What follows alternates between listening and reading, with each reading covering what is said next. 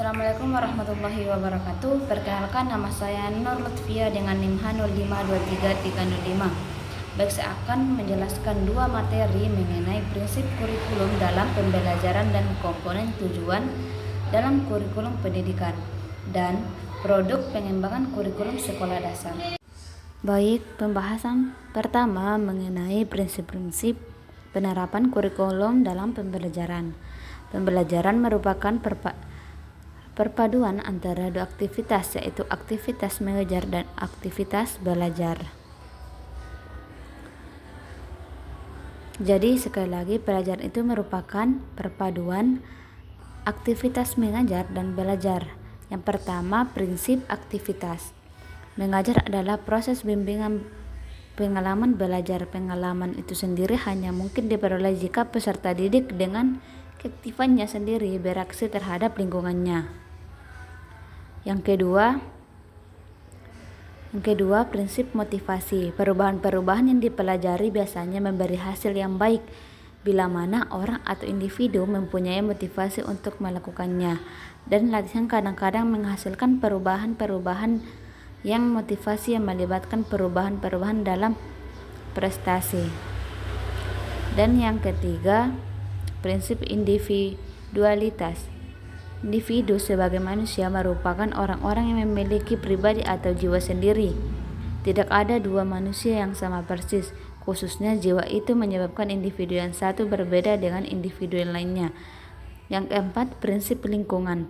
Pembawaan yang potensial dari individu bersifat umum dan dapat berkembang bermacam-macam kenyataan hasil interaksi dengan lingkungannya. Dan yang kelima, prinsip konsentrasi.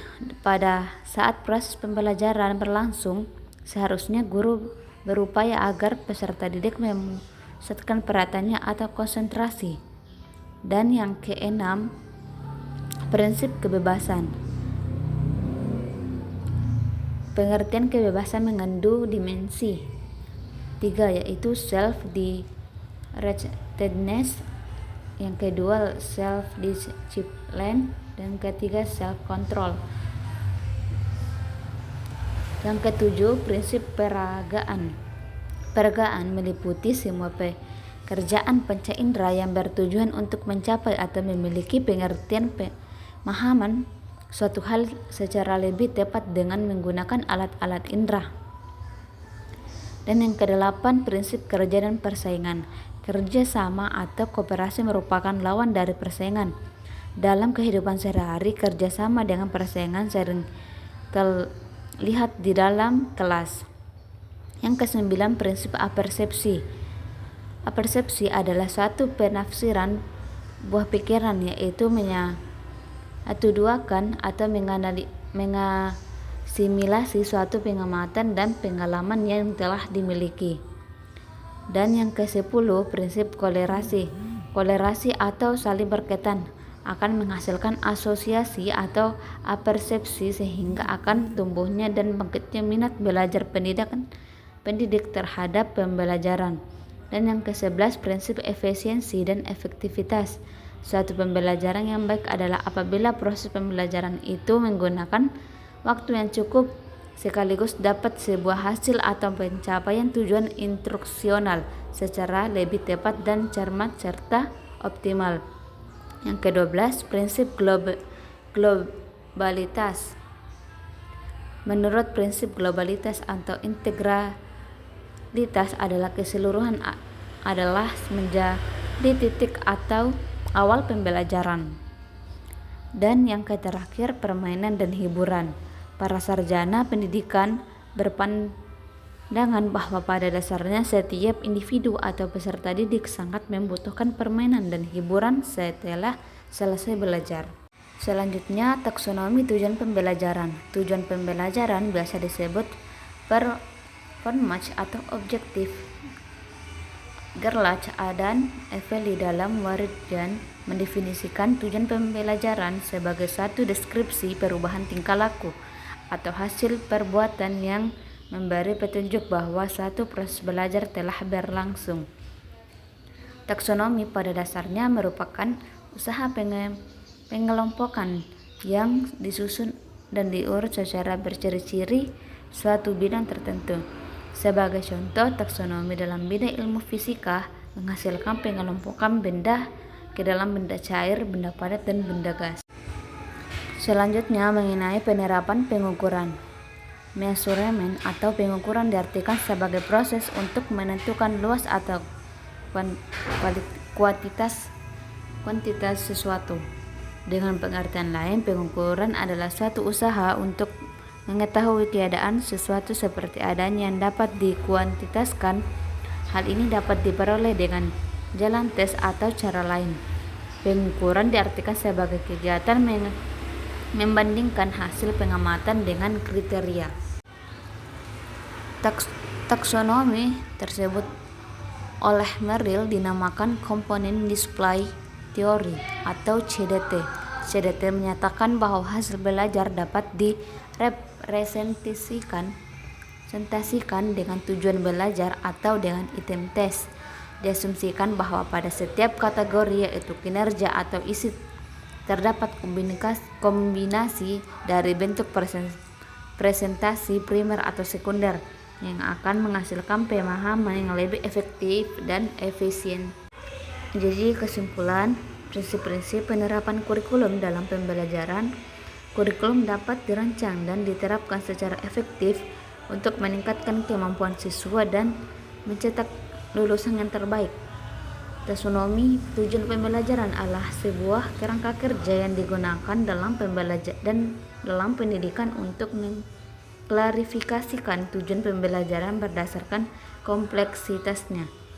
Pengukuran adalah penentuan besaran, dimensi, atau kapasitas, biasanya terhadap satu standar atau satuan pengukuran. Dan taksonomi Merrill menekankan pentingnya mengklarifikasikan tujuan pembelajaran berdasarkan kategori isi dan kinerja, serta mengintegrasikan untuk kerja yang berbeda untuk mencapai tujuan pembelajaran yang lebih kompleks. Baik, selanjutnya materi kedua mengenai pengertian kurikulum. Secara etimologi, kurikulum atau curriculum berasal dari bahasa Yunani, yaitu curir atau artinya pelari, dan curire yang berarti tempat berpacu. Itu berarti istilah kurikulum berasal dari dunia olahraga pada zaman Yunani kuno. Di Yunani, yang mengandung pengertian suatu jarak yang harus ditempuh oleh pelari dari garis start sampai finish, kemudian digunakan oleh dunia pendidikan. Nah, adapun menurut para ahli mengartikan kurikulum, yaitu yang pertama menurut Nasution atau kurikulum adalah suatu rencana yang disusun untuk melancarkan proses belajar mengajar di bawah bimbingan atau tanggung jawab sekolah atau lembaga pendidikan beserta staf pengajarannya. Yang kedua, menurut Grayson, kurikulum adalah suatu perencanaan untuk mendapatkan keluaran atau outcomes yang diharap dari suatu pembelajaran. Yang ketiga, menurut Harsono, kurikulum merupakan gagasan pendidikan yang diekspresikan dalam praktik. Dan yang keempat, menurut John Dewey, kurikulum dapat diartikan sebagai pengajian di sekolah dengan mengambil kira kandungan dari masa lampau hingga masa ini. Kelima, menurut Frank Bobbitt, kurikulum dapat diartikan keseluruhan pengalaman yang tak terarah dan terarah, terumpu pada perkembangan bolehlah individu atau satu sisi latihan pengalaman secara sadar digunakan oleh sekolah untuk melengkap dan menyempurnakan pembedaannya. Dan yang keenam, menurut Hasan, kurikulum bersifat fleksibilitas, mengandung dua posisi. Posisi pertama berhubungan dengan fleksibilitas sebagai satu pemikiran pendidikan bagi diklat. Yang kedua sebagai kaidah pengembangan kurikulum. Terdapat posisi pengembang ini karena adanya perubahan pada pemikiran pendidikan atau pelatihan. Dan yang ketujuh, menurut Hilda Taba, kurikulum sebagai platform learning yakni sesuatu yang direncanakan untuk dipelajari oleh siswa. Dan yang kedelapan, menurut Saylor atau Glenn dan William N. Alexander dalam bukunya Curriculum Planning, menyatakan kurikulum adalah keseluruhan usaha sekolah untuk mempengaruhi belajar baik secara langsung di kelas halaman maupun di luar sekolah. Dan yang kesembilan, menurut Beragan, beliau mengemukakan bahwa kurikulum adalah semua pengalaman anak di bawah tanggung jawab sekolah.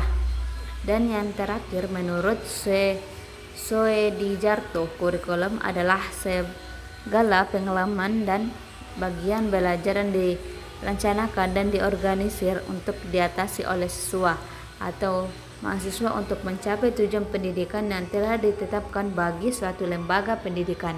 Selanjutnya, materi mengenai pengertian bahan ajar. Bahan ajar atau materi pembelajaran atau instructional atau materials adalah pengetahuan, keterampilan, dan sikap yang harus dipelajari siswa dalam rangka mencapai standar kompetensi yang telah ditentukan. Yang ketiga, perangkat penilaian. Penilaian dalam kurikulum 2013 atau K13 lebih ditekankan pada penilaian autentik. Penilaian autentik adalah penilaian yang dilakukan secara komprehensif untuk menilai masukan, proses dan hasil pembelajaran. Bila pada KTSP, penilaian lebih ditekankan pada aspek kognitif yang menjadikan tes sebagai cara penilaian dan dominan, maka kurikulum 2013 menekankan pada aspek kognitif, afektif, dan psikomotorik. Selanjutnya, program pengembangan karakter. Pengertian pendidikan karakter menurut para ahli. Yang pertama, menurut Ramli, pengertian pendidikan karakter adalah pendidikan yang mengedepankan esensi dan makna terhadap moral dan akhlak, sehingga hal tersebut akan mampu membentuk pribadi beserta didik yang baik. Yang kedua, Thomas Lechkona. Menurut pengertian pendidikan karakter adalah suatu usaha yang disengaja untuk membantu seseorang sehingga ia dapat memahami, memperhatikan, dan melakukan nilai-nilai etika yang inti. Dan ketiga, John W. Santroch menurutnya adalah pendidikan yang dilakukan dengan pendekatan langsung kepada peserta didik untuk menanamkan nilai moral dan memberikan pelajaran kepada murid mengenai pengetahuan moral dalam upaya mencegah perilaku yang dilarang. Selanjutnya, program pembelajaran remedial dan pengayaan. Pembelajaran remedial adalah kegiatan yang ditunjukkan untuk membantu siswa yang mengalami kesulitan dalam menguasai materi pembelajaran. Pembelajaran remedial merupakan layanan pendidikan yang diberikan kepada siswa untuk memperbaiki presentasi pelajarnya sehingga mencapai kriteria ketuntasan yang ditetapkan. Yang kedua, pengayaan. Kegiatan pengayaan adalah kegiatan yang diberikan kepada siswa kelompok cepat agar mereka dapat mengembangkan potensinya secara optimal dengan memanfaatkan sisa waktu yang dimilikinya. Baik, selanjutnya evaluasi kurikulum. Pertama, pengertian evaluasi kurikulum. Secara etimologi, evaluasi berasal dari bahasa Inggris yaitu evaluation, dari akar kata valuer yang berasal nilai atau harga. Nilai dalam bahasa Arab disebut al-qiyamah atau al-takdir yang bermakna penilaian atau evaluasi. Sedangkan secara harfiah, evaluasi pendidikan dalam bahasa Arab sering disebut dengan al-takdir atau al-tarbiyah, yang diartikan sebagai penilaian dalam bidang pendidikan atau penilaian mengenai hal yang berkaitan dengan kegiatan pendidikan. Nah, adapun fungsi evaluasi. Evaluasi kurikulum yang pertama dikemukakan oleh Taylor. Ia menyebutkan bahwa hasil evaluasi adalah untuk memperbaiki kurikulum. Dalam pendapat tersebut belum terlihat jelas suatu konsepsi fungsi evaluasi yang bulat. Selanjutnya, model evaluasi. Pada setiap model melekat asumsi dasar membuat model tentang pendidikan dan kurikulum. Melekat juga pada setiap model evaluasi jenis data yang dikumpul, teknik analisis data, refleksi, orientasi kurikulum, dan evaluasi. Baik, kesimpulannya yaitu kurikulum adalah sejumlah rencana isi yang merupakan sejumlah tahapan belajar yang didesain untuk sesuai dengan petunjuk institusi pendidikan yang berupa proses yang statis atau dinamis dan kompetensi yang harus dimiliki. Bahan ajar akan diberikan kepada peserta didik berdasarkan tujuan yang hendak dicapai serta disesuaikan dengan tingkah perkembangan peserta didik. Penilaian merupakan serangkaian kegiatan untuk memperoleh, menganalisis, dan menafsirkan data tentang proses dan hasil belajar peserta didik. Dan evaluasi merupakan salah satu komponen kurikulum sebagai pemberi informasi dan umpan balik kepada pengambilan keputusan pendidikan. Baik, sekian materi penjelasan dari saya mengenai prinsip kurikulum dalam pembelajaran dan komponen tujuan kurikulum pendidikan dan produk pengembangan kurikulum sekolah dasar. Kurang lebihnya mohon dimaafkan. Wassalamualaikum warahmatullahi wabarakatuh.